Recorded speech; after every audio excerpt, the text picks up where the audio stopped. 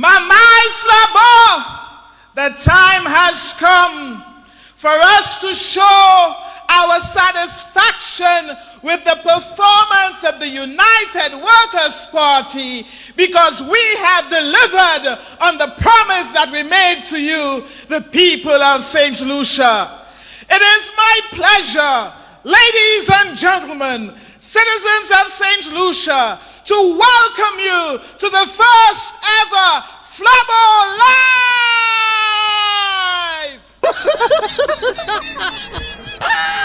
Flabo Live!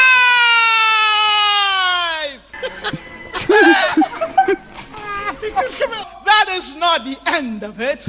It is only the beginning of a promise that we made to you. And that is why, Papa. That is why, yes, Papa. I know you will endorse a second term in office for the Alan Michael Shastney administration.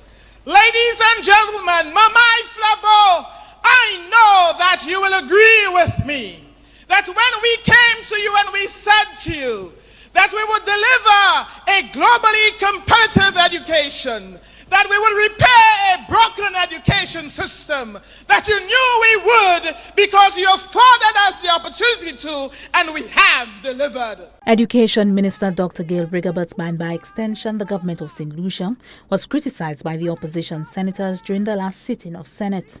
The opposition senators questioned the government's commitment to the education sector, citing its policy decision to discontinue the secondary school's laptop program. MP for Miku North and Education Minister Dr. Gale Rigobert defended the government's decision at the United Workers' Party's second-year anniversary campaign-style rally Thursday night. I hold steadfast in my position and that of my colleagues in the cabinet of the United Workers' Party that it is not enough to give a child a laptop. So as of September last year, we have introduced courses in the schools so that children can have the e-skills, the digital skills, the computer skills, so they can maximize the use of the computers that we will be putting in classrooms throughout the schools versus giving children in Form 3 a laptop. That is the philosophy of the United Workers' Party. To fool everybody, they decided to give computers to the young people. Because the Labour Party is only interested in fooling the people. They're not interested in doing the work. You know, there were calls for us to introduce programs to enhance literacy among our adult population and IT literacy among our young. We did it through the various ICT centers. We did it through the Yes I Can program. We did it through the $30 million investment that this government has made in education. We did it with the introduction. Told us that the school was supposed to be sprayed on Friday at such a late notice. Today, Monday, parents took their children to the Ave Maria school, infant school there, and it was a whole fiasco. Frustrated parents expressed their concerns to the Minister of Education, Dr. Gale T.C. Rigobert. Well, the situation here this morning at the Pastors Convent School is extremely disturbing. Parents are in uproar at the lack of preparation and readiness to receive students. I was one of those who was holding back on a lot of the work initially because I was very keen on understanding where our education system was going to go.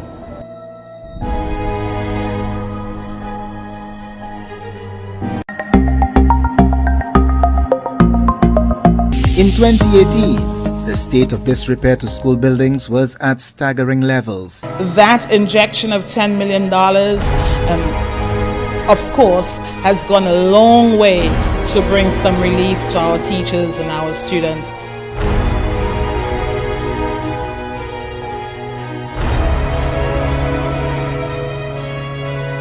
We were told about school repair, and I must say to you, when I heard $10 million will be spent every year and Labour Party barely spent $2 million, I was like, wow, this is serious business.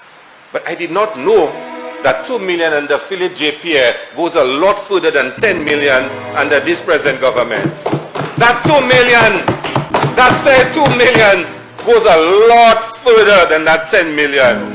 Because every year, how many schools, Mr. Speaker, never before have we had so many schools not able to open at the date of school opening. Felix Champagne de Turville makes no bones about his political ties to the United Workers' Party. He wants to clear his name and refute accusations leveled by firebrand talk show host Christopher Hunt that he allegedly overcharged the government for the installation of custom-fitted steel doors at his alma mater, the Masha Combined School. So this year, because when I heard that there were going to be some additional renovations to the schools, I went to the minister. The job has cost the government roughly $12,000. Champagne says he initially approached Education Minister Dr. Gale Rigobert to lend his assistance to Masha Combined. And who was the contractor? The contractor's name is Mr. Winsbert Emmanuel. Okay, and so in order for Mr. Emmanuel to get those doors in, you're saying that the concrete needed to be broken down because the doors were custom-made doors. They were not normal-sized doors. Right, let's deal with the prices of the two doors. Okay. How much each door? Here, I have here with me, and you're gonna zoom on it if you will. This is the total for the two doors. 4,000, if you could say that. So each door, or both doors, cost about. He did not present a documented breakdown of the contractor's fees, but he did deny having any influence over the cost of labor. Just that work here would run up about $6,000 in material. So it did cost $12,000. In essence, they gave the gentleman $12,000, which he has not gotten because Treasury is holding back the man's payment. Champagne conceded that the total cost of the project did amount to $12,000, as was pointed out by Hunt on his daily talk show. Operating within the guidelines of the Finance Act, for example, ensuring that nominated contractors are suitable for the works for which they've been nominated. One to Ned Samuel in the sum of $233,000 and the other to Capro in the sum of $84,000. Ned Samuel is the uncle of Gale Rigobert. One is the uncle, one is the brother. We can well imagine the administrative costs, the administrative costs. Can I say that again? We can well imagine the administrative cost. Mega Contracting Inc. has only one director, and that one director, who is the owner of the company, is no other than Ned Samuel, who is Gale's uncle, who 11 days earlier got a contract of $233,000 in his personal name, and then just after get one in the company's name, of which is the sole director. And I want you to remember,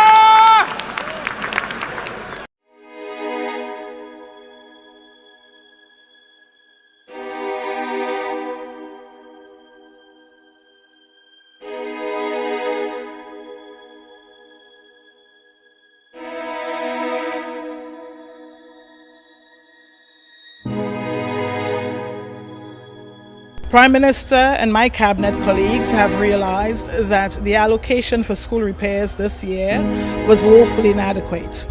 And the minister responsible for finance, in the person of the Prime Minister as well, has made some commitment to scrape up some additional monies so that those schools that did not receive the required repairs during the summer will be attended to shortly.